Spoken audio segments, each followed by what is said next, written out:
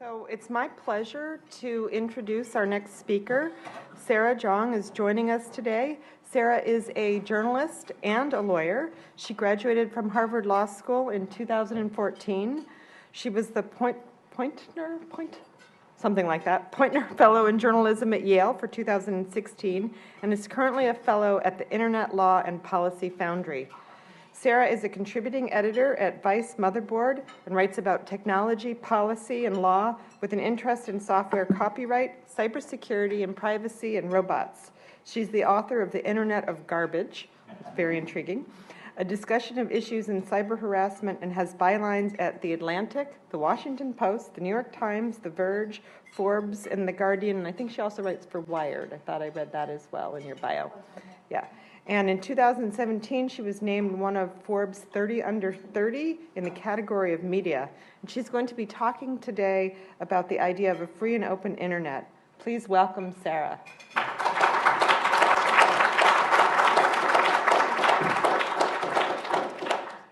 As you heard, I'm presently a journalist by trade, but my background is in law, especially law and policy around the internet. And it's something that still animates my work and my thinking. So you might imagine that between that and my job, the last year or so, I've been fixated on a particular phenomenon: fake news. I don't know if there's ever been a concept rendered as swiftly, completely meaningless as fake news. One day, the traditional news media was trying to draw attention to literally false stories generated for ad revenue, and then the next day you have the President of the United States tweeting that a major news network is fake news, the irony being that its offending act was to accurately report the size of his inauguration crowd. So back in 2015, I wrote a book about online harassment and how to think about it in the frame of internet law and policy. In it, I argued that armies of misogynistic, racist trolls were harmful to democracy, and the flood of awful content would, on some level, have to be mitigated as a matter of infrastructure. Otherwise, the internet would become unusable, and our society would be harmed because many people would be locked out of discourse. This analysis took several steps from start to finish, and in fact, in 2015, it was considered generally novel. In 2017, it is no longer novel to posit that armies of anonymous tweeters posting horrible frog memes might have a negative effect upon democracy. So I cannot fill out a 30-minute talk with that. I think that if I were to write a second edition of the book, I would no longer focus on harassment. And it's not like harassment stopped being a problem, it's just that it turned out it was just one facet of a horrible, writhing rat king of problems. And in fact, many of the bad actors whose behavior I discuss in the book are now leading figures of the alt-right. I feel that in 2015 I was on the verge of understanding something that was very big and very terrible and about to happen, and I just missed the boat. And that's a terrible feeling. So this talk is centered around a single question: is the internet ruining democracy? And I'm not really being facetious here. It used to be that our futuristic dystopias were stories about robots invading from alien planets, robots invading from the future, robots with guns, robots with computers, robots with mind control powers. But we're inching closer to futuristic dystopia in this moment, and we may even be in one right now. And there aren't any robots in sight. If we live in a dystopia, it's an informational dystopia, one in which we are barraged with so much sensory detail that we are no longer able to distinguish truth from lies, good from bad, and worse, we are all feeding back into the noise.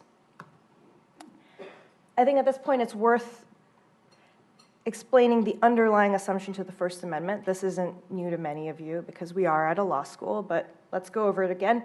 It's that speech is fundamental to democracy, that democracy begins with public discourse, that democracy continues if the best ideas win out in the marketplace of ideas. So a free speech absolutist would believe that a free marketplace of ideas will produce the best ideas, that love will beat hate, that truth will always win over lies. And I think the best way to describe my views, or at least my views prior to the 2016 election, would be that mostly that, but also there's a macroeconomics of speech. The marketplace of ideas is still foundational to democracy. No marketplace is truly neutral, and markets fail. Small interventions can prevent market failure. So how does that fit in with fake news? So in the US, the media tried to use the term fake news to explain a sudden surge of anti-Clinton propaganda on social media, and that pretty much devolved into fake news becoming the rallying cry of anyone wanting to deny traditional, reliable journalism. Meanwhile, fake news reached new lows when WikiLeaks peddled a conspiracy theory about child trafficking in cheese pizza, which eventually led a gunman to show up at a pizza parlor and fire an automatic weapon in the air. If you haven't heard of any of this and don't know what Pizzagate is, you live in a better version of reality than the rest of us. And I am loath to personally destroy it for you, but I will give you a quick summary anyways. I am sorry. People took some emails from the Podesta dump. John Podesta is a Democratic operative that was hacked, and his emails were leaked by WikiLeaks. And people took those emails and used them to construct an elaborate theory about how a pizzeria in DC was trafficking in children.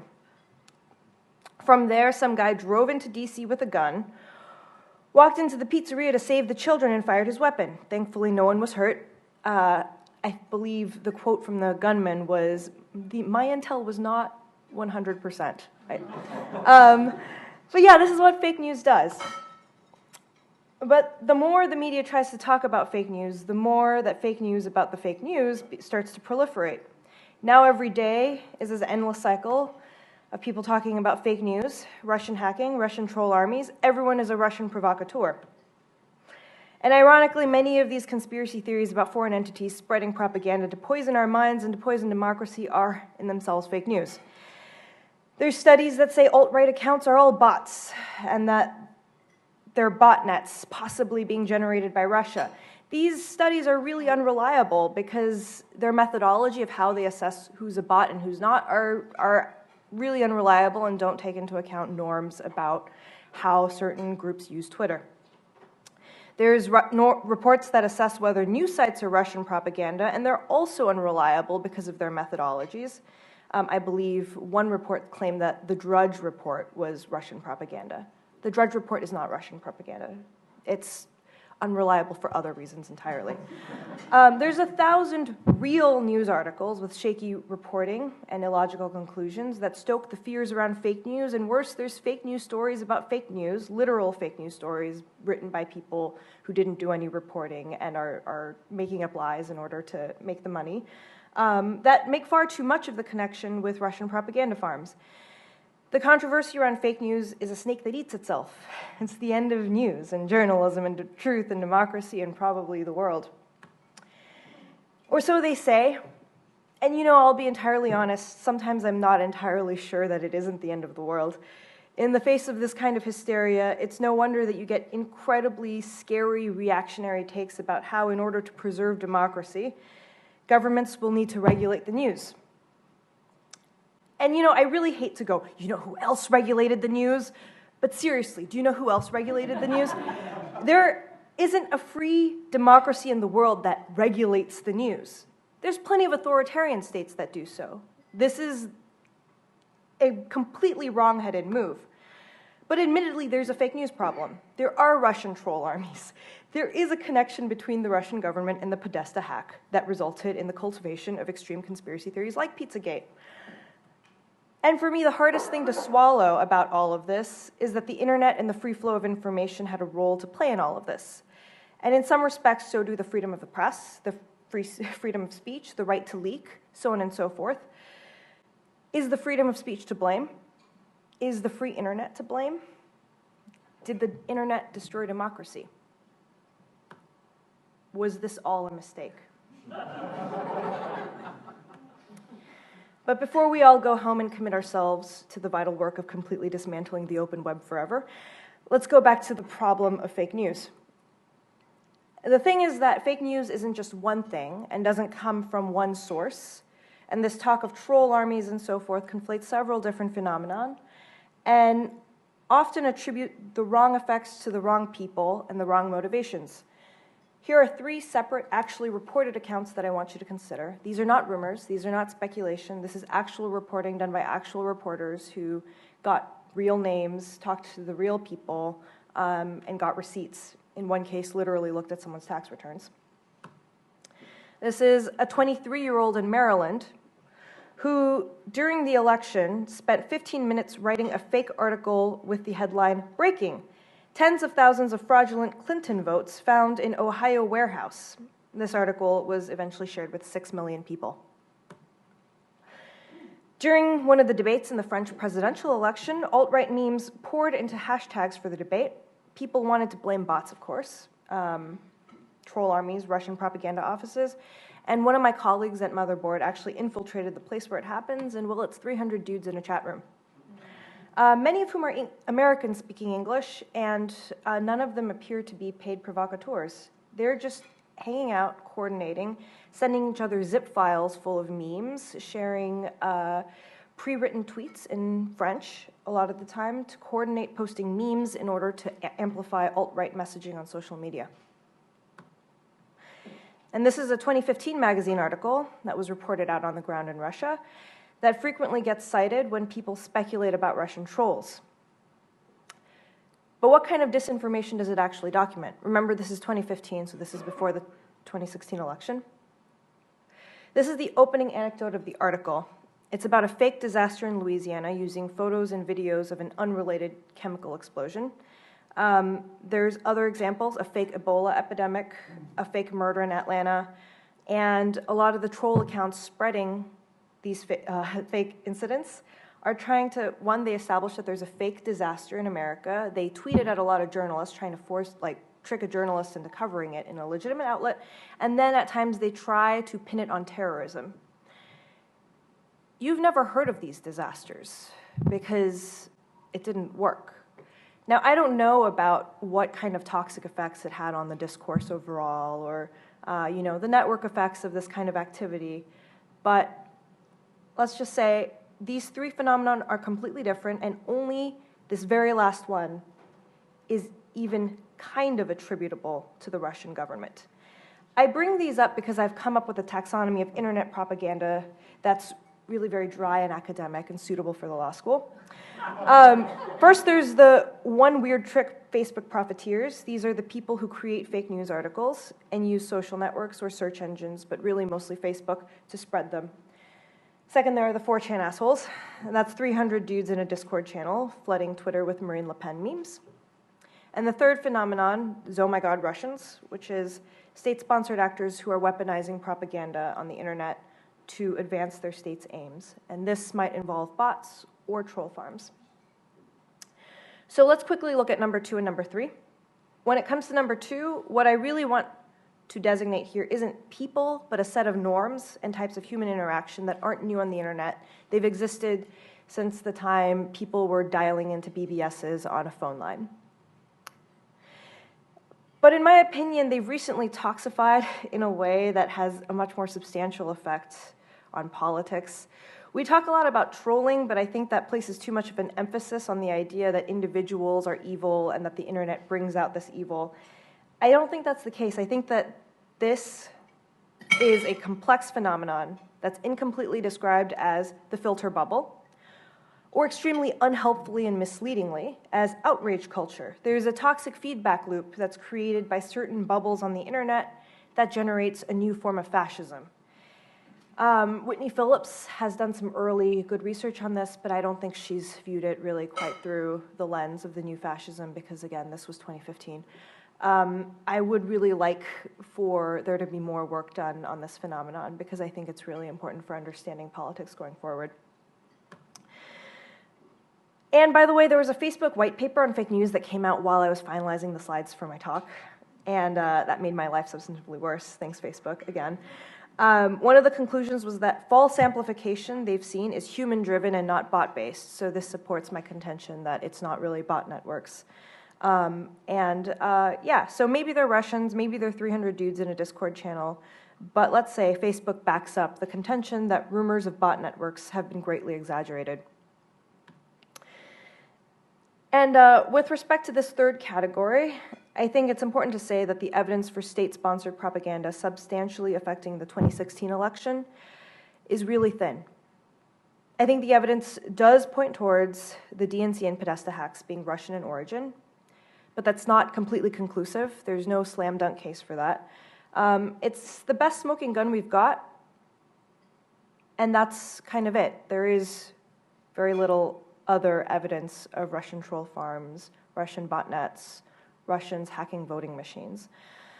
I'm not saying that Russia didn't destroy America through an elaborate network of bots and troll farms. I'm just saying that we can't really prove it, and I can't really disprove it. I just don't think that the evidence points towards it. If we're looking at all the breadcrumbs, I don't think that Russians are the right thing. And I'm not saying that the current administration's ties to Russian interests shouldn't be investigated, but that's the question. Is Trump bad? I'm not interested in that question at all. I'm trying to answer the question, what happened to the internet? And I think it's really telling that one of the best pieces of evidence pointing towards Russia that we've got is actually from this Facebook white paper this past week. And there's some things that Facebook is in a bad position to investigate, like the motivations or sociology of the people involved. And there are other things where they're in about as good of a position as a government intelligence agency to divine the truth. And here you have a very strange non-denial that Russians did this. Facebook is not in a position to make definitive attribution to the actors sponsoring this activity. It is important to emphasize that this example, that's the 2016 election, they looked exactly at the 2016 election, comprises only a subset of overall activities tracked and addressed by our organization during this time period. However, our data does not contradict the attribution provided by the U.S. Director of National Intelligence in the report dated January 6th, 2017. I mean, I guess this is troubling, but it doesn't really say a lot about cause and effect or the ultimate impact of this activity, or really much anything, actually. And to be fair, the ultimate impact of Russian activity can be hard to assess, not only because it's hard to measure network effects, but also these three types of propaganda that I've outlined, of course, overlap. For example, with Pizzagate. Pizzagate originates from the Podesta emails, and the Podesta emails were published by WikiLeaks, but were likely acquired through a state-sponsored act, most likely Russian in provenance. But I don't think the Kremlin dreamed up Pizzagate. That was not one of their efforts to destabilize the West. Yes, WikiLeaks is partially to blame for generating hysteria around specific emails that turned into Pizzagate, but Pizzagate is the invention of several fevered minds working in concert and then turning it into a hashtag and memes and so on. The West did Pizzagate all to themselves. Pizzagate has its origins in Oh My God Russians, but it only really became Pizzagate because of 4chan assholes. And it only really spread because of clickbait profiteers. Peddling conspiracy theories and propaganda is an insanely profitable business. There is a real profit motive to the existence of sites like Breitbart and InfoWars and others, and a profit motive to being an alt-right provocateur. All three effects work in concert to send a gunman to Comet Pizza. The thing I really believe, though, is that it's the first category, the profiteers, that are the most dangerous. And I don't want to downplay how worrisome it is that Russian propaganda had any effect. But I think it's really difficult to assess the damage that was done by state actors alone without the compounding effects of profiteers that both distilled and amplified messages, extracted or inspired by the data dumps. And maybe this is just an empirical conclusion that I have no right to make and can never back up with any real evidence, but I really do think that this first category are the most dangerous component to this whole mess.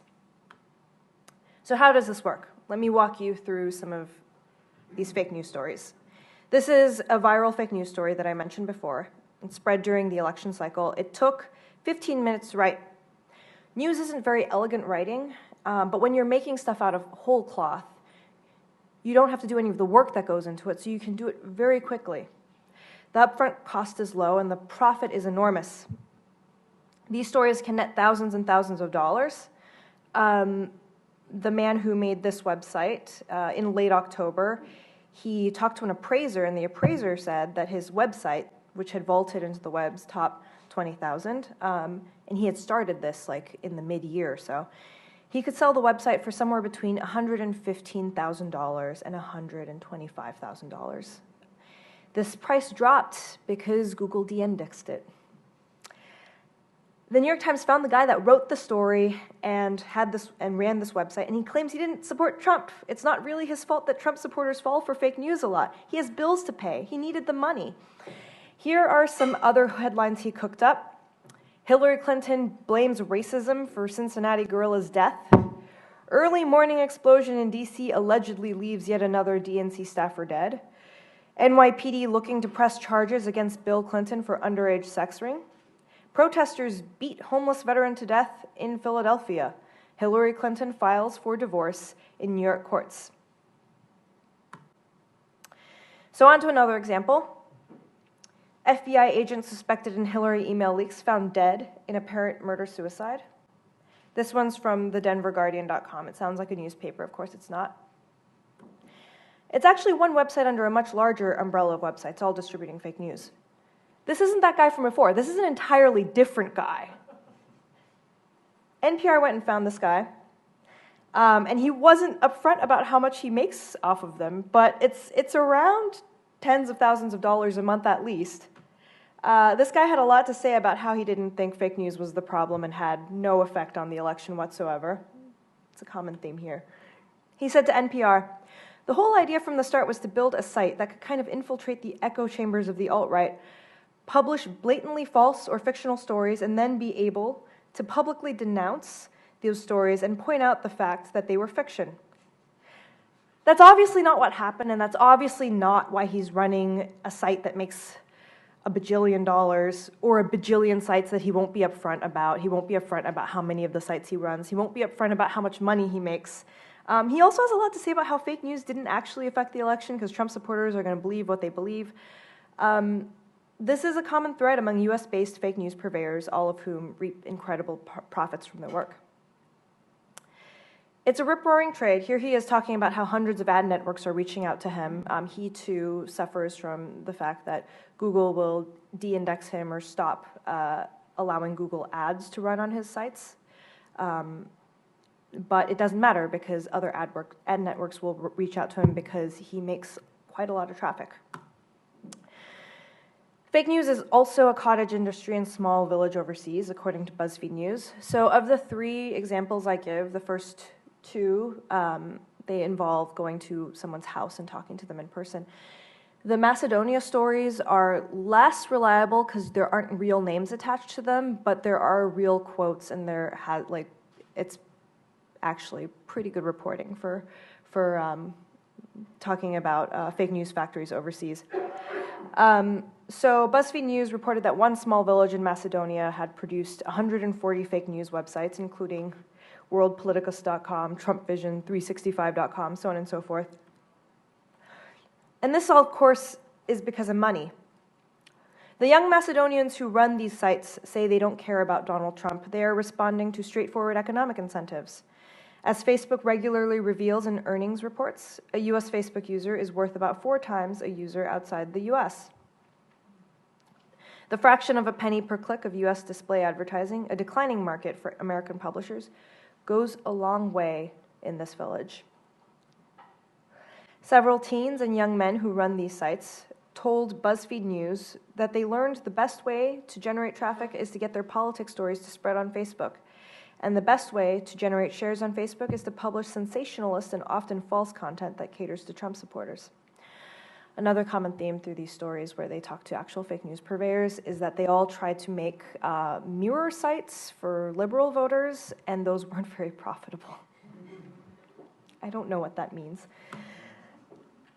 So the Macedonian story is actually really refreshing because the subjects in that one are pretty upfront about what it's all about and don't make any excuses about how it's just a parody. They're really mocking the alt-right. Fake news didn't affect the election. They just don't care.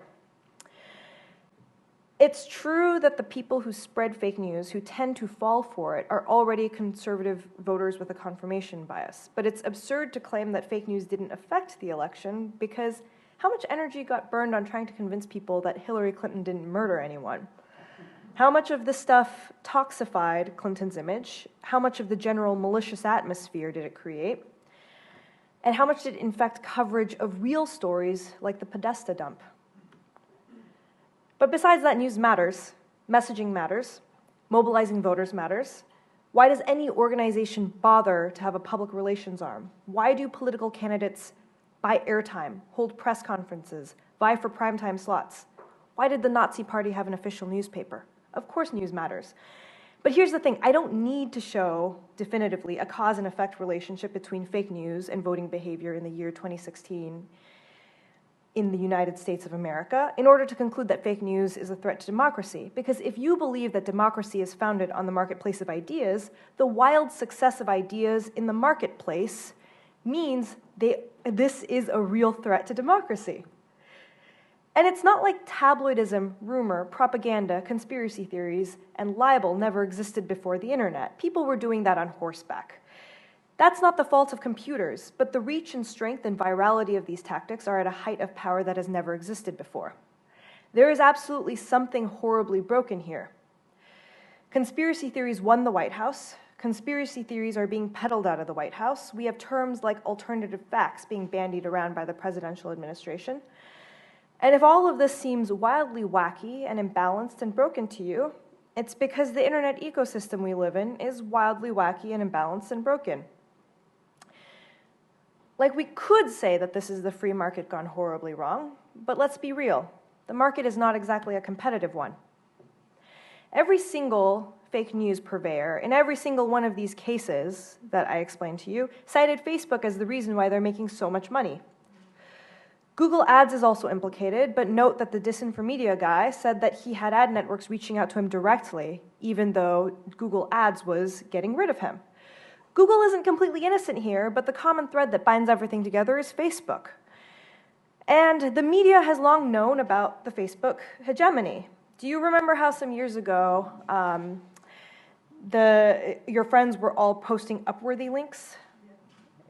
Yeah, so the headlines would go something like, this military father came home early and surprised his daughter at a volleyball game, and you won't believe what happened next. They were weirdly viral for some reason. Like, they were everywhere. And that had to do with how their headlines were written. And one day, Facebook changed how its algorithm worked. And Upworthy is no longer the media powerhouse it used to be. You hardly see it anymore. They don't make the kind of money they used to. And in fact, when Facebook changed its algorithm again later to privilege video links over news articles, news organizations across the world saw a hit to their traffic, and the industry actually contracted. I remember this myself because there was a lot of nervous talk among journalists behind the scenes about potential layoffs, job losses, maybe even a bubble popping, how we should form our exit plans. All because Facebook changed their algorithm. And what is Facebook's end game? It's to make money. It's again to sell ads, which is the great original sin of the internet, as Ethan Zuckerman would put it. It's ads all the way down. So when you're looking at it, it's not that we're being eaten alive by Russian disinformatia. It's that we're being eaten alive by a capitalism that has metastasized into a social cancer. But that's almost worse to consider, right? What's the alternative to an ad-based internet? If Facebook didn't exist, wouldn't we have to invent it? If the enemy of democracy and the free internet is capitalism itself, maybe this is just the way the world is supposed to end. A Nazi political philosopher named Carl Schmitt once theorized that liberal democracies were inherently flawed and had to fall to, well, literal fascism. Maybe this is the internet corollary. The free internet is maybe meant to be eaten up by either chaos and capitalism or order and authoritarianism. So I've spent the bulk of my presentation talking about what's happening right now, and it's pretty depressing. When I first started writing this talk back in January, I actually did think that I was going to end here at the end of the world. But I've had a little bit more time to think about it, and I think there is hope. It's just that things are so bad right now that I'm going to have to flip back to literally like 250 years ago to find it.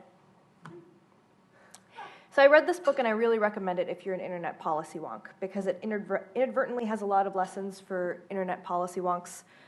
The general thrust of the book is that the Postal Service was the first big federal project and that it made America into a country rather than a loose grouping of states. The post office bound the citizenry into a cohesive democracy, for better or for worse, and it organized a society into being. And so here's the thing that you never really think about. Why does some mail cost more than other types of mail to send? It's not about weight, it's not about distance. There's actually a category called media mail that's cheaper than other forms of mail. And it's a great way to mail books to friends. But this is actually a holdover from a purposeful policy decision from the beginning of this nation.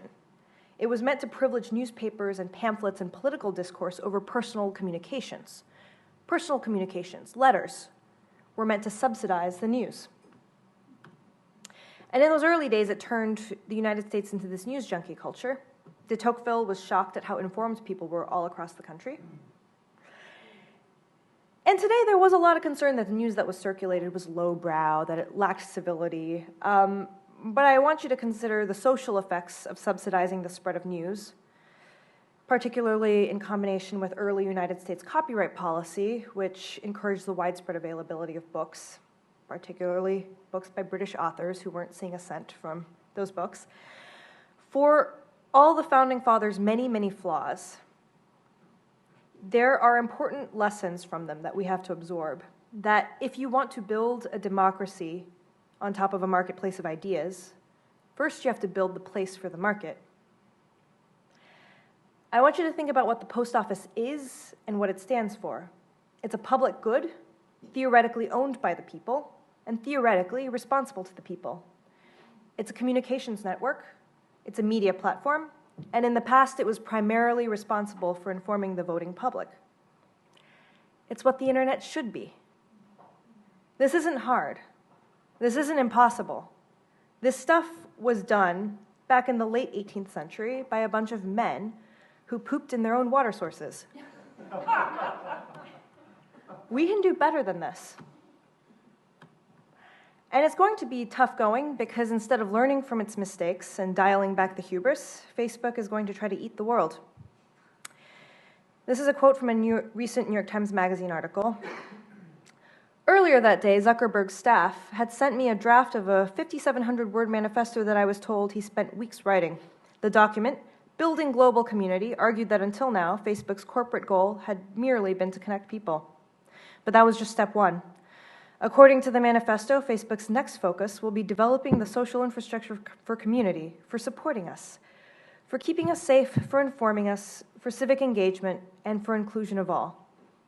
So this is classic Facebook. It sounds nice, it sounds benign, it sounds like Facebook is out there to make the world a better place, which I'm sure people inside Facebook believe. But just take a look at Facebook's white paper on fake news. It assiduously avoids critical engagement with the effect of advertising incentives on fake news. And I think that has a lot to do with the fact that Facebook itself is built on advertising. Facebook is a for-profit corporation, and yet it's attempting to become a transnational governance entity. The aim of a community should not be to exploit the personal data of its members for ad revenue. I think that for a long time, we made the terrible assumption that the internet is a neutral carrier of information, when in fact no information network is neutral, not even the US Postal Service. Financial incentives, infrastructural choices, and toxic subcultures fueled by technical affordances are all at play. I think that there was a time when it was popular to imagine that entities like the FTC could take a greater and more active role in cultivating the health of the internet, so to speak. Security, ads, data protection, customer exploitation, information monopolies like Facebook. But that was Obama's America, and in our current political reality, I think we're going to have to become a lot more wary of those kinds of proposed solutions. And I don't know what the answer is. Our present circumstances have a lot to do with financial incentive and structures, and I don't know how to break those.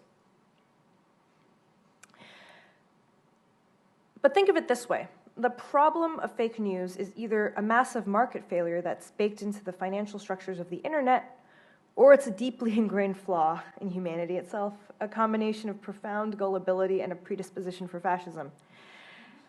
I think it's easier to address an immoral market than to root out all of the darkness in the human heart. We don't have to pick between regulating the news or falling prey to a pack of Nazis. It's not authoritarianism versus authoritarianism, and knowing that, and knowing what the problem is, that doesn't patch up democracy on its own, but it's a good start. Thank you.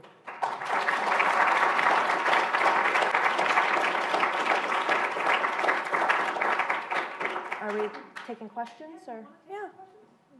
Yes. Thank you so much. And I wanted to just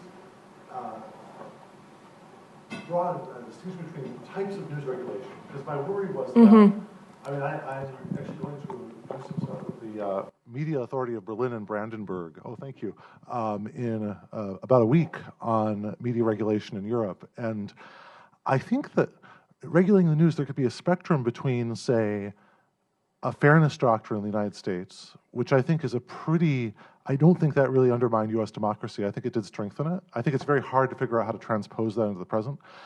And say, Maciej Ceglowski's proposal that we break up Facebook into a news side and a social side. He said that should actually be an antitrust action, that we could break up like banks have a difference between their commercial and investment banking under Glass-Steagall, that we would do that with Facebook. And I'm just wondering if you could comment on, are there any progressive news regulation that either in the past or present that makes sense?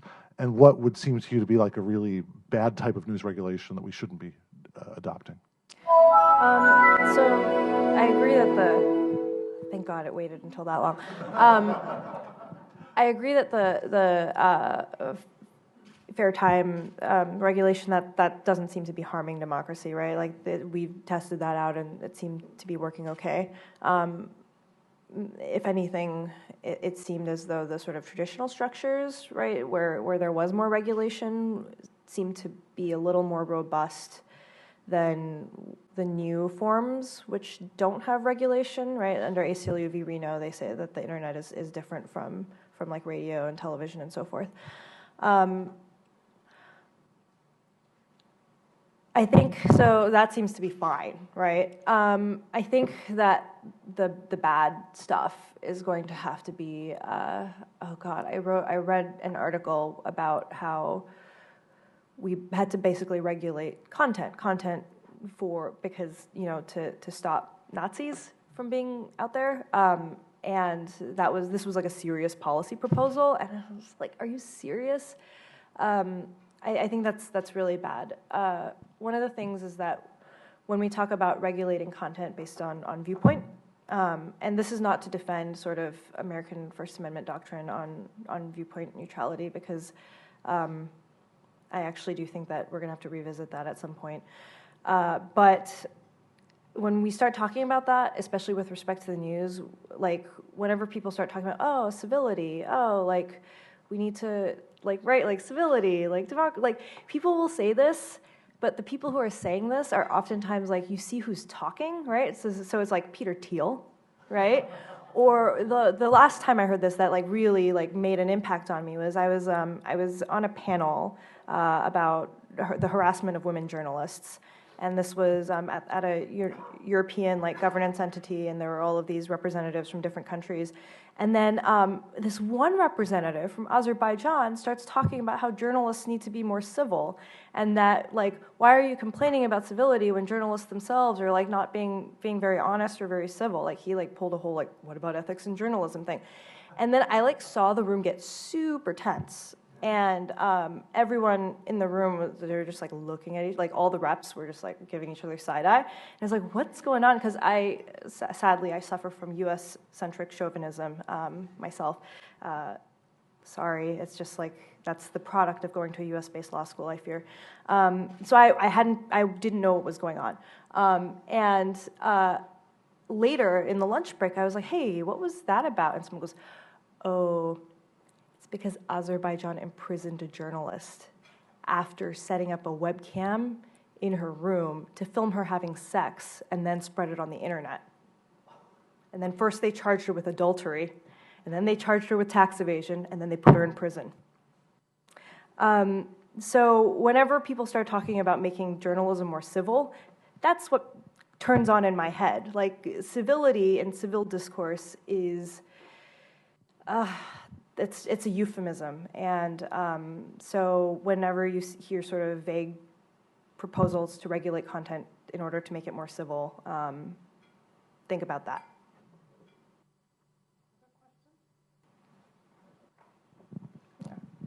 Hey, Sarah, this Gail Slater. I'm the General Counsel at the Internet Association in DC. So I represent Facebook, full disclosure. Also an antitrust lawyer, and also someone who's not on Facebook. So 3 things there. So look, from an antitrust perspective, as I heard you talking, I think we need to be very careful about what it is we're talking about here and what we're not talking about. I mean, are we talking about Facebook being dominant in a market for digital advertising, in the newspaper world, in just social media? I mean, these are very challenging concepts, and I don't know that we can fully say that Facebook is dominant, which is the basic building block for an antitrust case in any of those markets.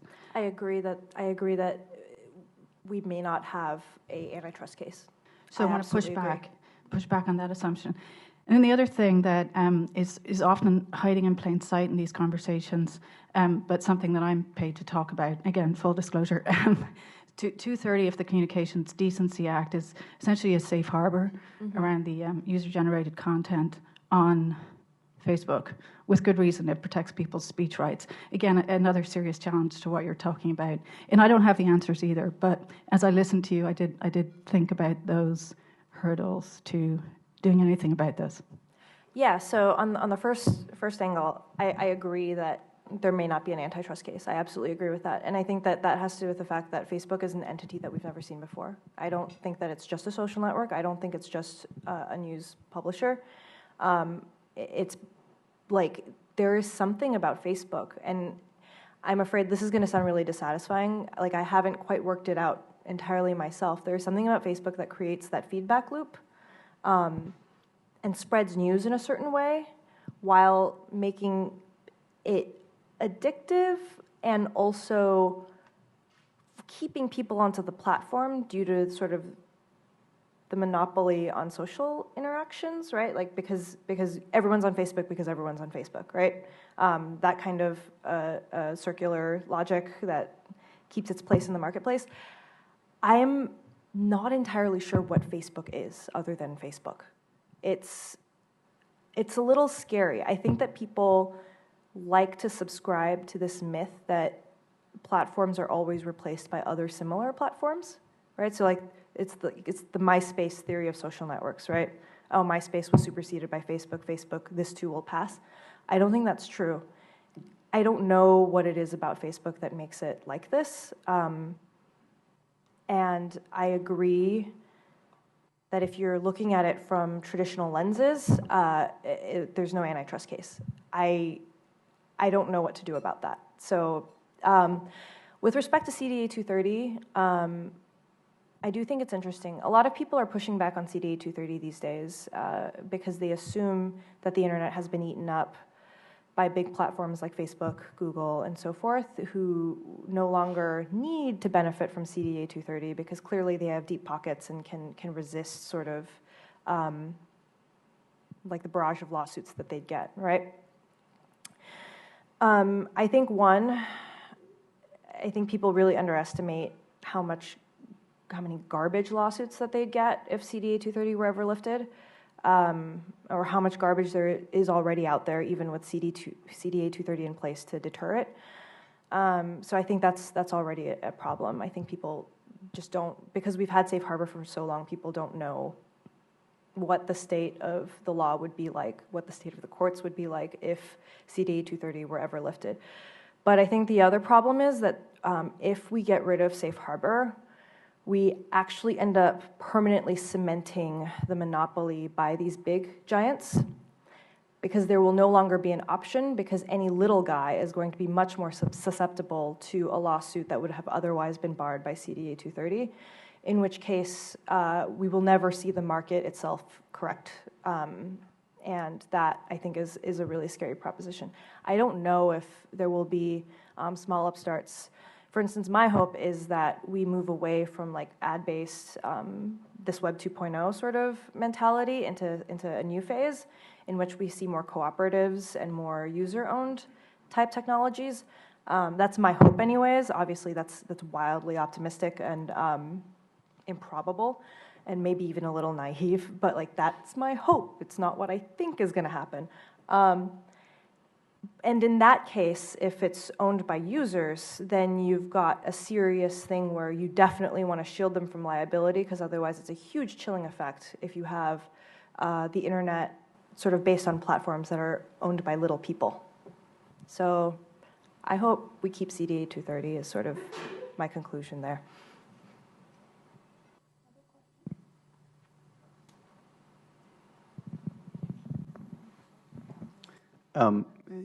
I was hoping you would talk more about public ownership besides cooperatives, because you were talking about the post office, and you said you don't have any answers, but it seemed like you had some kind of answer. No, I really don't. No, like it is really something that. Are you not entertained? Isn't this enough? Yeah, no, I don't have anything. I don't know what the answer is.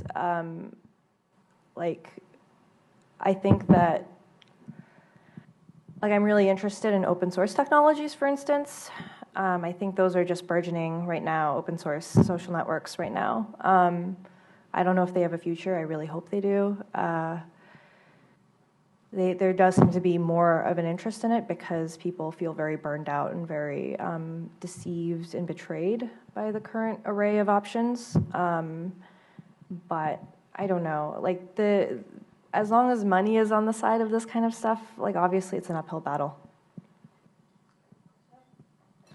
So I'm glad you brought up this idea of sort of Facebook and globalization, because it's typically wrapped up in this rhetoric of the utopianism of bringing the community to the world, and I'm wondering to what extent it's actually the opposite, where we went from a fairly centralized kind of media landscape of TV and newspapers to sort of inviting in propaganda apparatuses that have been operating for a very long time and are very skilled, and essentially unleashing them everywhere, from the Reddit and the 4chan people, all the way up to something like Russian or Chinese propaganda that's very state sanctioned, but was sort of limited in scope because of the fragmented media landscape.